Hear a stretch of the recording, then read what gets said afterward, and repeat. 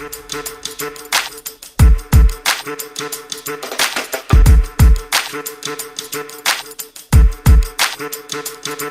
a whole chapter on the idea of vision of tomorrow. Excellent timing, Megan. I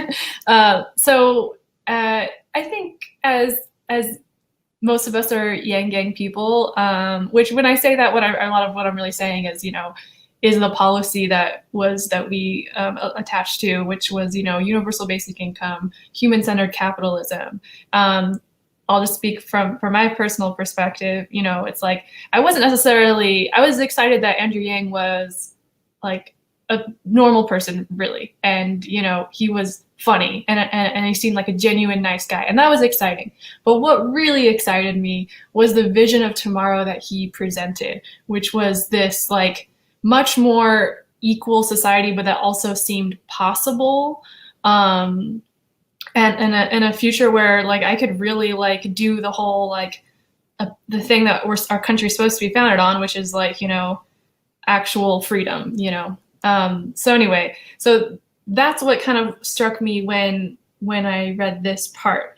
So does anyone would you say that you had the similar reaction, or does anyone have anything else they wanted to add to that?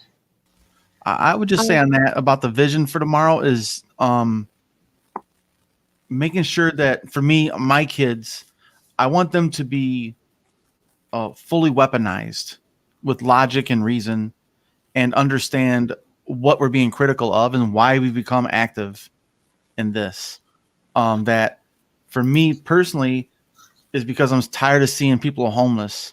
I'm tired of seeing people go to the local church to get food because they can't get it. I'm tired of people living like I used to coming up. I don't want people to suffer anymore. Like that's why I'm involved. It's not because I want to see a certain person in power. It's bigger than Andrew. It's bigger than any individual. I just want to see people not be homeless in the street. Because what really pissed me off a couple of years ago here in Michigan and Chicago, technically, it was -50. And 6 people died on the sidewalk homeless that night. And it broke my heart. Saw a shop owner outside trying to shovel her sidewalk, or you get fined. And she hit a body. And someone recorded, she just dropped to her knees and just started crying. I was like, that's the kind of stuff that is avoidable. That's absolutely avoidable, yeah. We got to make sure kids understand why. The why is the most important tool, and that's the most easiest thing to motivate. Once you know why, you just need just point. It's like a gun. Just point your kids at it, and they'll go attack it and address it no matter what, because they're young and they're not foolish to think that they can't do it. And that's what I think the vision of tomorrow is letting these people know they can do anything they do if they organize properly, address anything. Like you're saying a minute ago, Kateri, the school board does not want this book in the school. They will challenge their authority. Period. They don't want students getting organized in high school. So it's one of those weird power struggles where they're the people of my generation, Gen Xers, are scared of what the hell my kids are capable of because they have so much potential, so much access to information, and so much reach that they could. One little kid, like that one little young lady that was from Germany, the climate activist, what's her name? Starts with a G. Mm-hmm. Greta Thunberg. There you go, Greta. Denmark, I think. She's just a kid. Yeah. And she decided, I'm going to tackle this with everything that I am. And she risked it all. And she, again, critiqued by several people and mocked, but yet she still did it. So I think that's the future, is teaching these kids to be fearless. Oh, absolutely. Yeah, I was going to say something along the same lines where when you're looking at the youth coming up, my 18-year-old cousin right now, she is kind of passive in most things in her life as a teenager. I mean, she's a teenage girl. She's not super involved in too many big things, but she has been involved in politics since she was 16.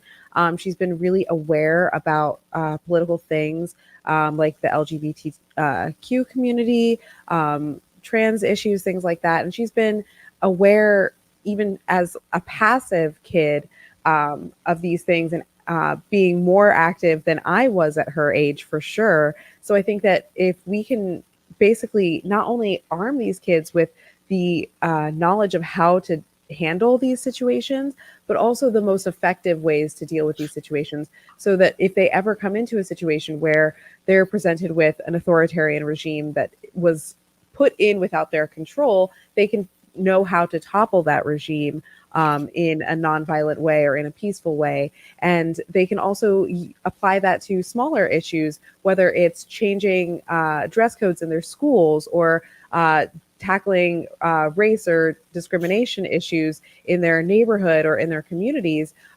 They can be armed with that information to change their immediate lives and also the lives of society on a grander scale. And once they see how previous generations have done that in such an easy fashion, I think that they can take our ideas and build on it and make it better and do bigger things than we can currently imagine. Yeah. Can I quickly, before Lacey goes, because we also like Lacey to kind of take us to the next topic. So something that a professor, I was an English major. It was in a French literature class, like on Caribbean French literature. It was like random, but they brought up how like the concept of the teen is so new.